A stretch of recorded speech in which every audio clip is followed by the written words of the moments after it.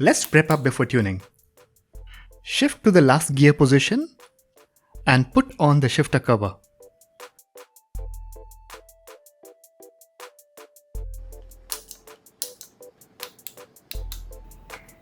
Looks good. Next, hook up the last piece of housing. The shifter cable should go through the barrel.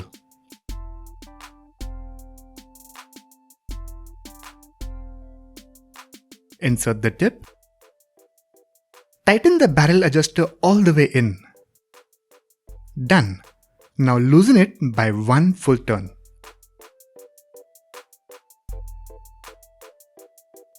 The end of the shifter cable goes behind the pinch plate, like this. Keep the cable stretched with pliers and then tighten the bolt to secure it.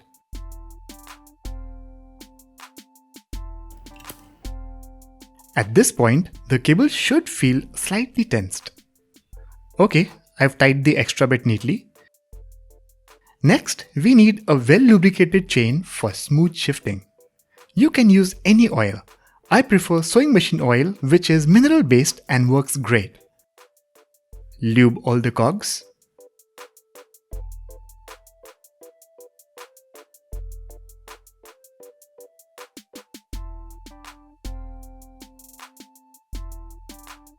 If you're running a 3-speed crankset, set the chain on the second cog to avoid excessive cross-chaining.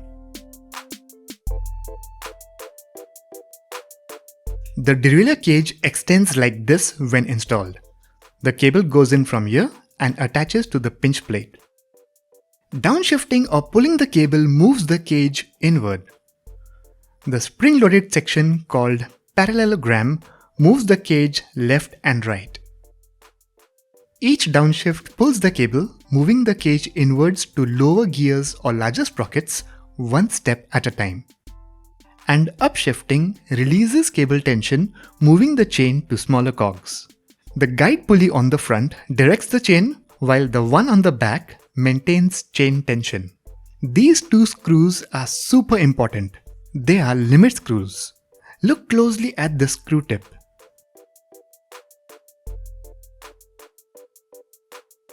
It restricts the cage from moving past the smallest cog or highest gear. That's the high or 8 screw. It limits outward movement. And that's the low or L screw.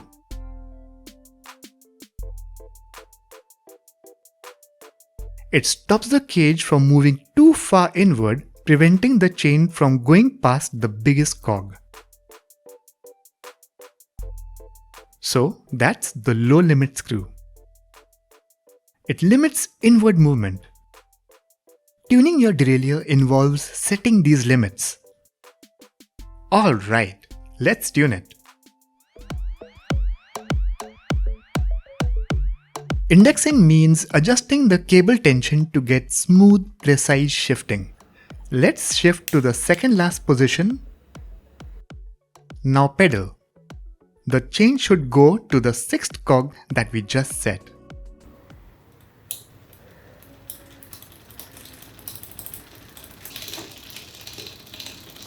But it doesn't. You just hear chain rub, which means we need to increase the cable tension by turning the barrel counterclockwise. This pulls the cable slightly, causing inward movement, which we just want. Let's try a quarter turn. Chain rub has increased. Whoa, that sounds rough. Another quarter.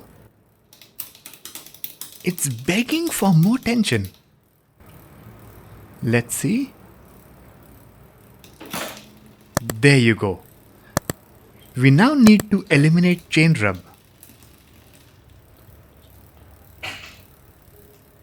That should be fine. Looks good. Shift back to the last cog.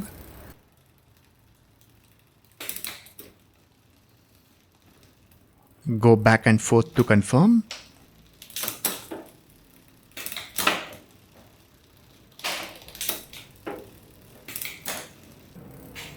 Looks good to me.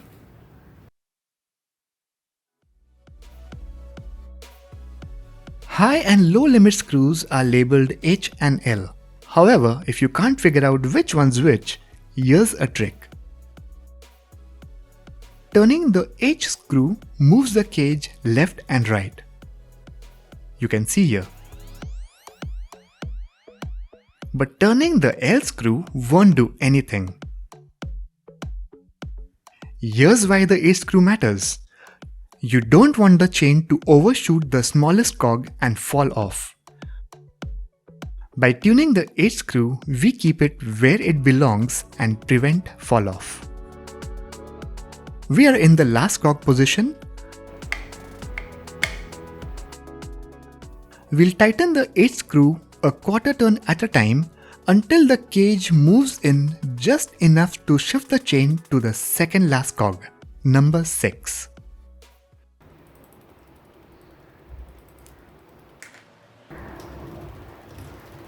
Then shift another quarter turn clockwise.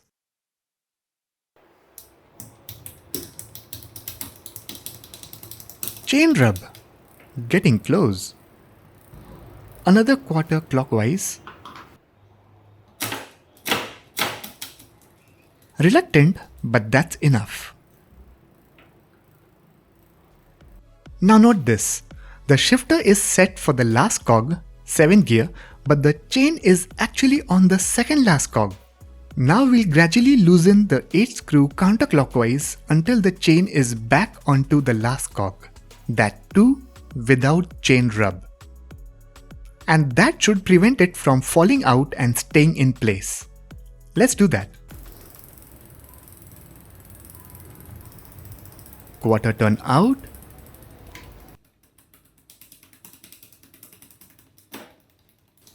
Back to the last cog, but still rubbing. Another quarter turn. That should work. Perfect. No more chain rub. This might take a few attempts. Just observe and listen carefully.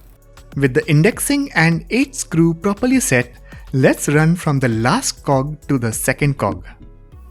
If you see or hear something off, adjust the barrel to fix any chain rub or sluggish shifts. Let's say you hear this. It needs more tension. Turn the barrel adjuster out a little.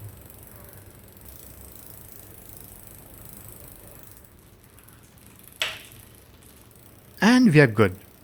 Now let's run between the 7th and 2nd gears.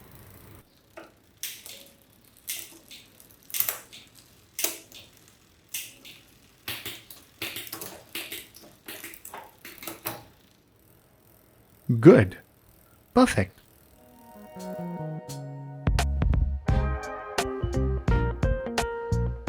If the low limit isn't properly set, you might experience sluggish shifting from 2nd to 1st gear, chain rub, or worst case, a chain that falls behind which could jam your wheel. Very dangerous. Watch closely. Keep your eyes on the biggest cog.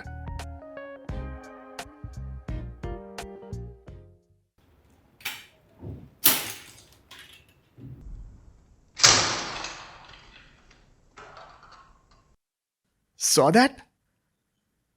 The L screw was set too loose. Now let's fix the low limit.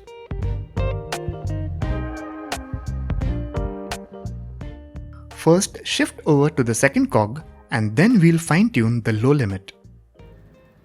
Shift to the second cog.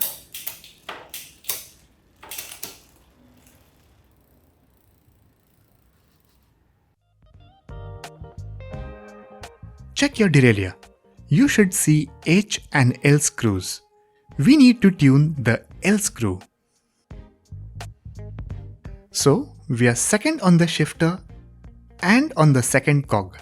Dial the L screw all the way in and back out one full turn.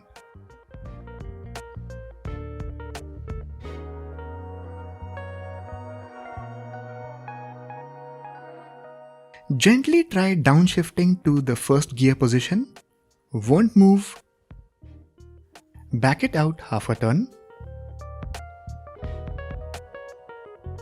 Still not. Need to back out more. Another half turn. This time it should. Boom! There we go. Shifted.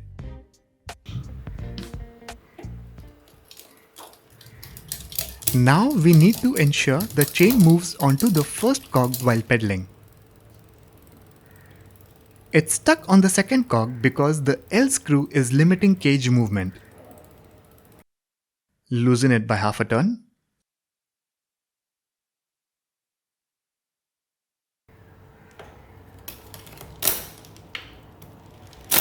Ah! We were just there. It needs more leeway. Another half turn out.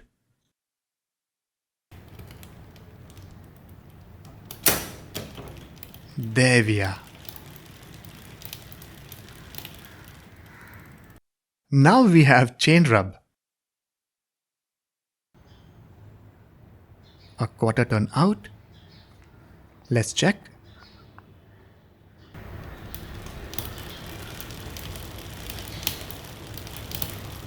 I can still hear chain rub and sparrows chirping in the background. Another quarter turn out. Much better. Now it sounds normal. After setting the L screw, press the downshift lever while on the first gear. There should be almost no play. Check the indicator needle.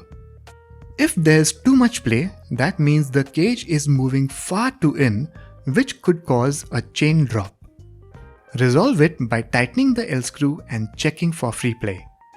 So, remember, no excessive play on the downshift lever in the first gear position. We've set the low limit, high limit, indexed the gears. Now let's run through all the gears. The shifting should be smooth and crisp.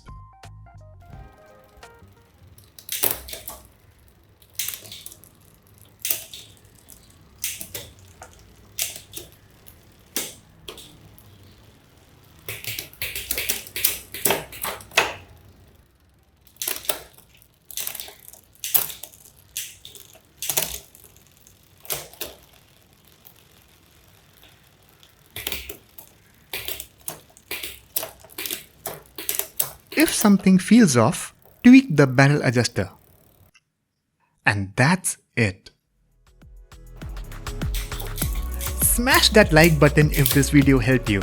Share it with your cycling buddies and subscribe for more DIY bike tutorials. See you in the next one. Happy riding!